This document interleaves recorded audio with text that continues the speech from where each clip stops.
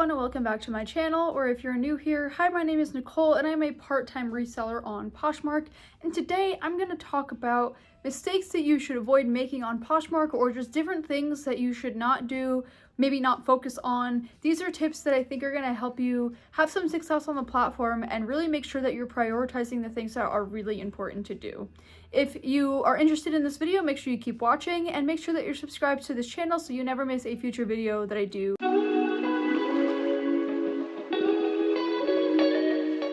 Okay, so the first mistake that you could be making is thinking that likes are going to equal sales. Not everyone that likes your items are actually interested in purchasing your items, and not everyone that likes your item actually wants you to send them an offer. Now, I do live by the motto of sending out offers immediately after I get a like on an item, but I also understand that maybe that person's not actually interested in buying. There are plenty of reasons why people would like an item without wanting to purchase it. So an example is maybe it's another reseller that's doing their research on the item that you have for sale because they have the same item that they're going to sell. Or maybe they like the item and they want to keep an eye on it if they could find it out when they're sourcing. Or, again, there's just so many reasons why somebody would like an item. Maybe they are interested, but they don't want to buy right now, and they're just kind of favoriting it. I know I do that myself. Like, if I know I'm looking for something, I will kind of favorite things, but I don't necessarily want to buy them in the moment. Again, not necessarily just because you get a like on an item doesn't mean that someone's going to want to purchase it. And the thing that I've seen a lot is, like, there are people that are, like, called serial likers. Well, they'll go through your entire closet and just like every single one of your listings. And I actually truly find this annoying because it feels like it's like I'm getting my hopes up for a sale that I know is not going to happen. But there are people that just kind of like your listings on Poshmark as if they were liking like a post on Facebook or something like that, where it's their way of like thumbs upping it, and that they're showing that they like your item, but that they're not really actually interested in purchasing. So again, in cases like that where they basically like everything in your closet, they probably don't actually want to purchase. I've never actually had someone that's liked a lot of items at once that actually purchased. So if they do that, they probably aren't interested, but you can feel free to reach out. You could send them an offer, whatever works for you. But just remember that just because you get a like on an item does not mean that someone's willing to actually want to buy it in that moment. And do not pester them. Like, if they don't accept your offer or whatever, don't pester them to like it. Don't pester them, why did they like it if they're not interested in purchasing. It's not worth it. Just because somebody likes an item does not actually mean they want to buy it. So keep that in mind when you are sending out your offers and when you are reaching out to buyers. Just make sure that you are aware of that. The next thing I see people focusing on Poshmark is making sure that they have a following, and they associate a following with the number of sales that you're going to make. And I'm here to say that the number of followers that you have on Poshmark does not mean anything. It's really kind of relative to everything on the platform. I think a lot of people want to have a following, just like any other social media, where people think it's like a really good thing and they think it's, a measure of success. But in reality, more followers does not equal more sales.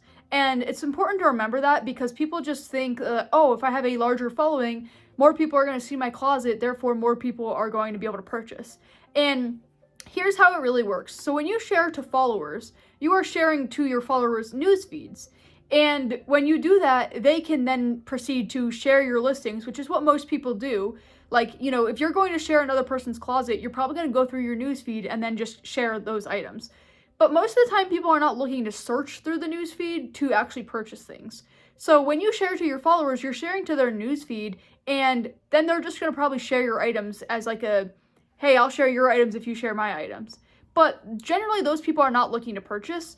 So by them then sharing your items into their newsfeed, again, it works the same way. So then your items are getting shared by their followers, and it's getting your items in front of more eyes, but I don't think it directly helps you actually make sales. And so the more of a following that you have, the more newsfeeds, quote unquote, your items are going to go into when you share them to your followers.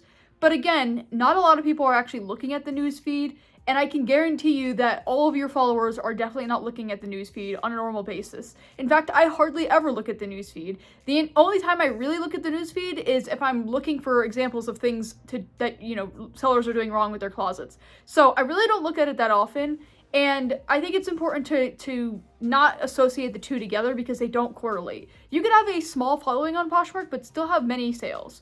And how you make those sales is by search. People are searching for your items. in the search bars. They're not searching via the newsfeed.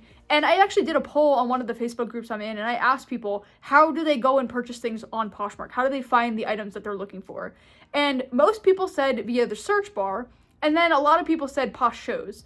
So you having a following doesn't really help with either of those. And so it doesn't make sense to follow, or it doesn't make sense to focus on followers because it doesn't equal sales. Okay, the next mistake I see people making is not picking up a brand because they think it's, a mediocre brand, or it's a mall brand, or it's, it's a cheap brand, things like that. There are plenty of really, really cheap brands that I continue to purchase because I know that they're going to sell for me. And sometimes it's not about making the most profit on an item, it's about just making sure that you are making a profit in total. And especially when sales are slow and maybe you can't find those high-end designer pieces when you go out to the thrift store, you could pick up those cheaper items and you could still get a good flip on them. And so I always recommend picking up those cheaper brands, and one of the ones that comes to my mind is Old Navy. Old Navy continues to sell for me, and it's not expensive to begin with, and I can't sell it that high, but I know it will continue to sell, and so I will continue to pick it up. And a lot of people skip right past it. They don't even bother. Now, I wouldn't pay a lot for it. Like, I only get it when I can go to the bins or Dollar Day, and so I'm paying less than $1 every time. But it's just important to not just stick to expensive brands because they're going to give you the most flip. You want to just pick up brands that you know are going to sell, and if those cheaper brands are going to sell for you, then keep picking them up. The next mistake I see people making is getting upset when they get a lowball offer. And I know we've all been guilty of this because it's really easy to get upset when you get a lowball. And I actually got two the other day. I got like a $10 offer on a $30 item, and I think I got like a $15 offer on like a $30 item or something like that. And it's very easy to get upset by that and almost get like offended. Like, why would they do that to me? Why do they think I valued it at the price that I did when they're just going to send me an offer like that? And they probably, again, they probably aren't paying attention. Maybe they're just hoping they get a good deal because there are people out there on Poshmark that are willing to accept that. But it's important to not get upset with that and not take it personal, even though it's so easy to take it personal. It's important to just always counter. A good business mindset will always counter. And again, this is your business, and if you want to make some sales, then you kind of have to counter those lowball offers. And I know a lot of people have asked, like, okay, well, if you're countering back and forth for like 20 times, eventually you're not going to get anywhere. And yes, there are cases where they're just not willing to budge at all. They'll go up like $1 each way, and then you kind of like never end up meeting in the middle. But a lot of times people are very reasonable. And the other day, on one of those lowball offers I got on the $15 offer for the $30 listing, I countered 25, she countered 20, and I was like, I could accept that because we're meeting in the middle. So people are actually pretty reasonable for the most part. And if you are getting that kind of offer where they're just going up $1 every time and not really, meeting you in the middle, then you can kind of just ignore the offer and like, you don't have to decline it. Like, you can just leave it and let it expire. That's typically what I do if I really can't accept the offer, or I will send them a message saying this is the lowest price I can go, and whether they respond or not is a different story. But it's just so important to not decline offers, no matter how like easy and good it feels to do, and no matter how much you want to do it. Just don't do it. It's not a good business mindset to have, and it's not really going to help you make any sales. In fact, it's going to prevent you from making any sales because you're basically cutting off that communication right there with the buyer. And to me, when I get someone that declines my offer, I generally think it's a little rude, but I know why people do it. So like, if you do that to somebody else, they're not going to want to make business with you. So don't do that. Just always counter if you can, or accept. Okay, and the final thing I'm going to talk about in this video is just making sure that your pricing is good and fair. Do your research on comps, make sure your pricing makes sense. You don't want to way overpriced for something, and you don't want to way underpriced for something. Make sure you're meeting in the middle and you have a good price point. Otherwise, you're going to really struggle, especially in a really saturated market like it is today. You want to make sure your listings stand out, and if your prices are not good, whether they're extremely high or extremely low, you're really going to struggle with sales on Poshmark.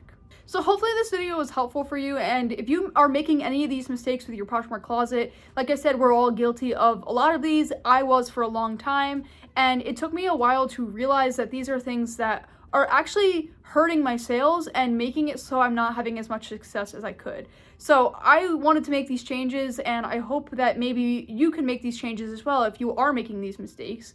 and maybe, you know, we could all help our closets have a little bit more success on the platform. If you want to see another video on features that you should be using on Poshmark, you can click right here.